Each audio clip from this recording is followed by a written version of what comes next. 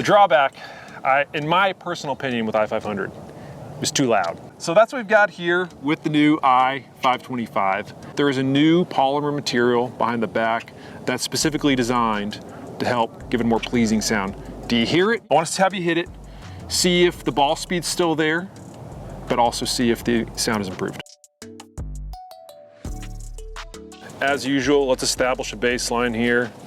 Have you hit your Gamer 6 iron before we hit the i525. Gamer 6. Yep. Let's go. And that should be about normal right there. 180 carry? 180. Pretty solid. Carry, go 14.5. Yeah. 14, 7600 spin. Yeah, 66. Launching at 12, 177. Pretty normal there. I'll just do one more for averaging sake. Calling a shot. Let's see. 187. All right, launching at almost 13. That's pure. 68. There's something in there. All right, so let's give you the i525. I'm gonna take the over. But all I care about is that sound.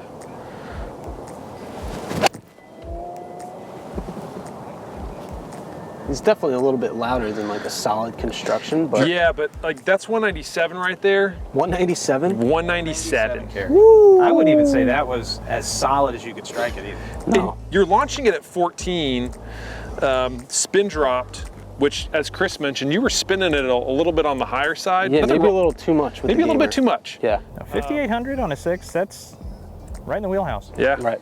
And I'm just thinking like i500 sound where it was so loud. Yeah. This sounds a little bit, I mean, they've definitely turned down the decibels on it. Yeah, it wasn't shocking. Take a look at that face. What are you noticing? See a lot of grooves. A lot of grooves. Like a lot of grooves. Yeah, like a lot of grooves. So they're calling it Micromax grooves. And what they were able to do is pack in the grooves onto that face.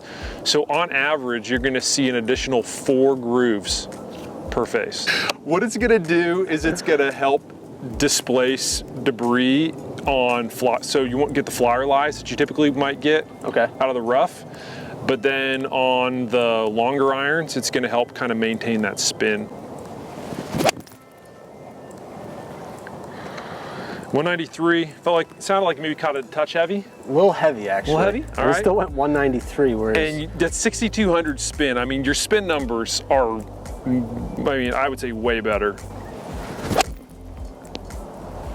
198. Yeah, 198. Yeah. I mean, just stability's there. 198 Still carry. really forgiving, consistent club. Like, yeah. And it doesn't sound bad at all. I'm actually really impressed with this. Yeah, 6,100 spin. I mean, everything across the board seems to be really consistent, but the big thing here, did it sound better? Yeah. Yeah. Sound was much improved. Yeah. All right, so we all had one complaint when it came to the i500, but I think we all could agree with i525. I think that sound issue that we had has been eliminated. Sound was better. Sound was better.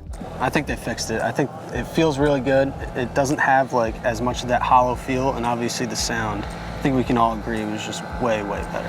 Yeah, and it's a great iron again, because as we showed here with Tursky, with your player iron versus player distance, if you're that golfer out there that's, you know, again, losing distance, I mean, you gained almost 2 clubs.